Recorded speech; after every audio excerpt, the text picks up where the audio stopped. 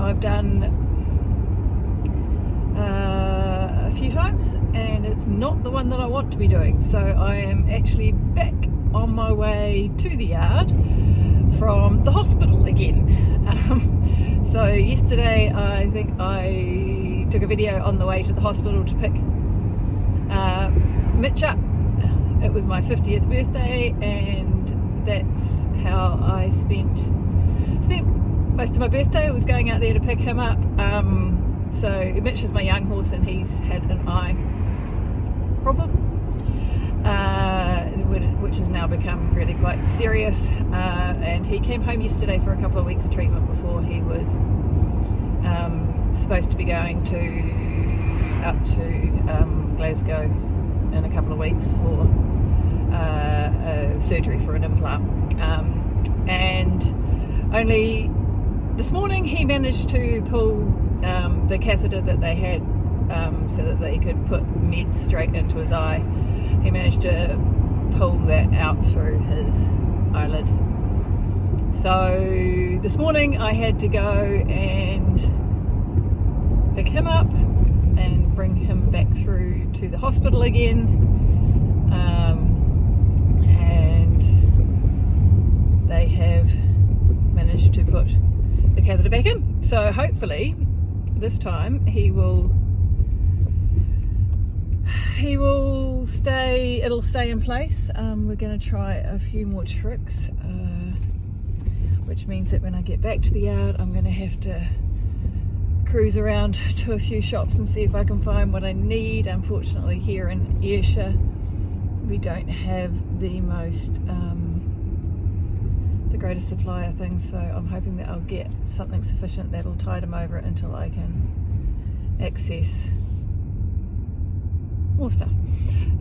Yeah, but anyway, so that's pretty much my day. Good news is that he hasn't done any more damage to that eye, because one of the things he has been doing is when he has a discomfort from the underlying condition is he's been rubbing the eye and then causing a ulcer.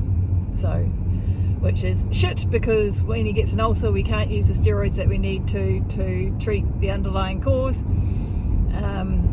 and of course the ulcer is quite painful for him as well. So yeah, so here I am on the road back. I am on the yard commute, but it's not the normal yard commute, and I have to confess that I actually haven't clapped eyes on Percy yet since I've been back, because just been in and out and too busy with Mitch and all the dramas that are going on to actually even go and pat him on the nose. I was in and out the yard in about 10 minutes this morning, including hooking up the trailer and getting Mitch ready and throwing him on board. So yeah, but I just also wanted to have one thing that has come up out of this is that I am in the situation that I can do this. So that with my work and my life, I have it all pretty much organised so that I can do this sort of thing. I can do this quite easily. I can just take the day off. And in fact, the girls at the clinic today, when they were helping me load, said, "Oh, it was lucky you had another day off today." And it's like, well, yeah, I'm self-employed, so but it's but that's just it, is that I have my life organised in such a way, and it's really important that that this is something that is not considered as an afterthought, that your ability to be able to drop everything and do something for your horses, or do something for your kids, or even just take a day off, or if you're ill, it's not a drama. You don't feel that pressure to be at work, and that you can, pretty relaxed see to the things that you need to see to, and that's actually, so my job is not well, it is labour intensive when I'm there, you know. It's like, so I do a lot of the creative work, I do a lot of the marketing, and sort of the big picture focus and the direction and stuff that we're doing, and obviously with the Galloping Housewife, the creation of all the posts, all the courses, all the you know, all the research that goes into the courses, because they're all based on science and psychology, and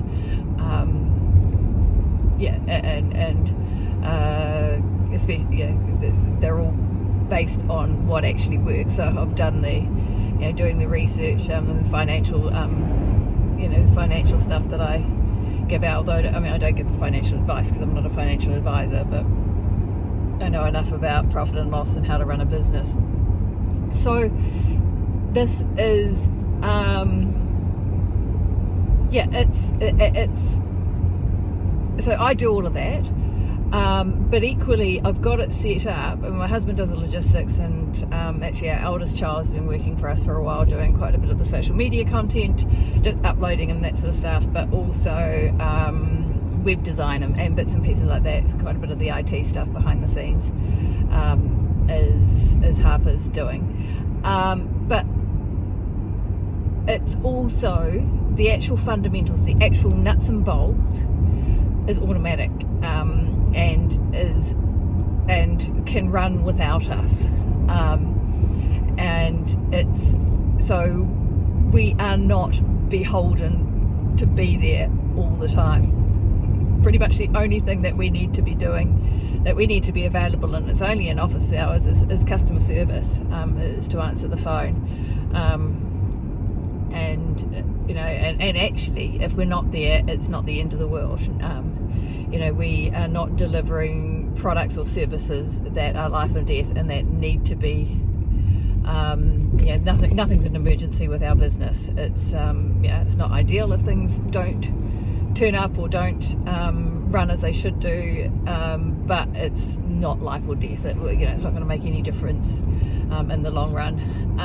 And it's a bit different when you've got a job, as a lot of you will do, providing a service, you know, things like a livery yard, or you're a farrier or a body worker, or a coach, and you actually provide a physical service to whoever your clients are,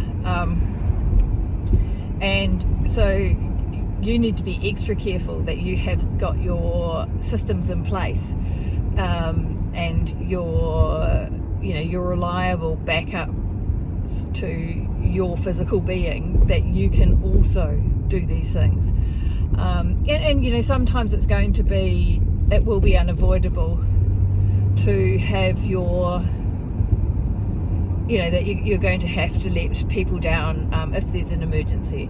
I'm not actually talking so much about the emergency, but it's the predictable stuff that we have that's going on, that we know may turn up, you know, and being able to take days off and being able to go on holidays, and not feel like you're letting your clients down.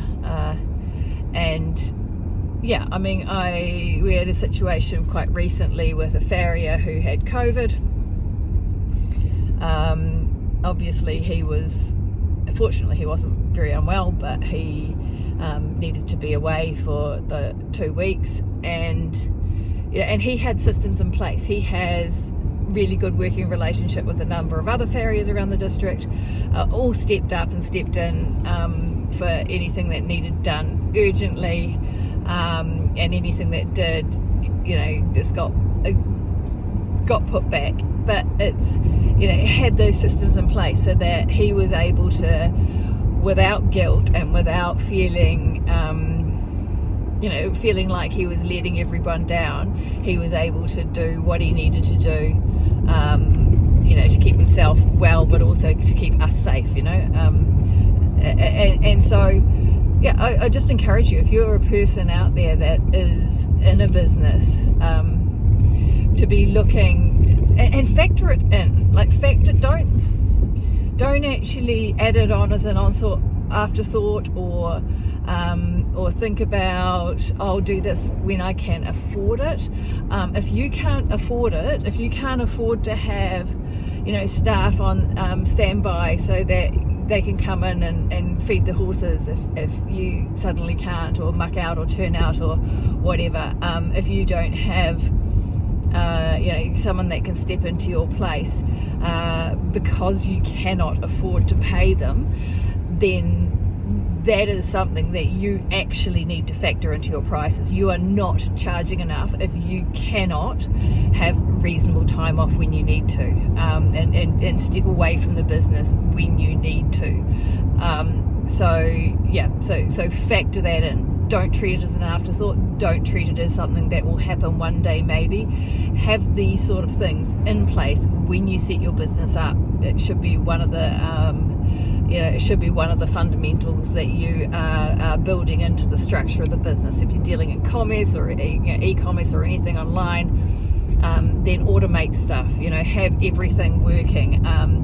If you're sending stuff out, have your shipping and everything, so that someone else can, even if you don't outsource the warehousing or whatever, have someone that can have systems that are so concrete in place that any muggins can step in, read your systems and sort that out and get your stuff out, because you never know when anything might happen to you. You never know when you really need or really want to be away, to step away from your business for a day, a week, or more.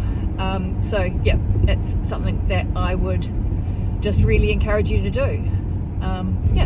So I am coming up to a little bit of a tricky part of the road. I'm on the main road back to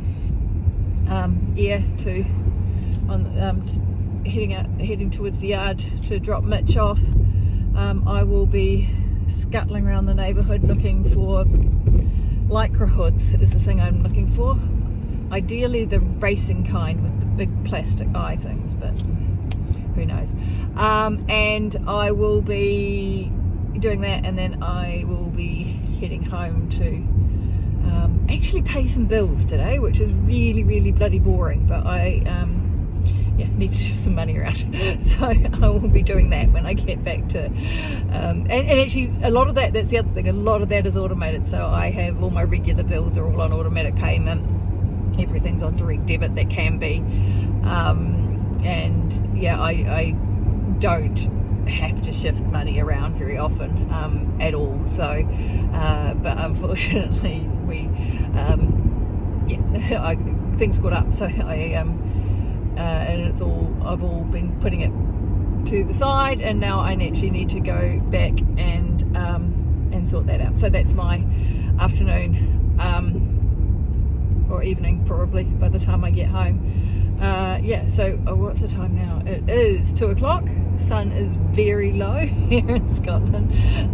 The sun actually set before 4 p.m. yesterday, which my husband was horrified about. But we are in November. I guess it's going to get a little bit shorter before it gets longer. But yeah, who needs daylight? Right, I will catch you tomorrow.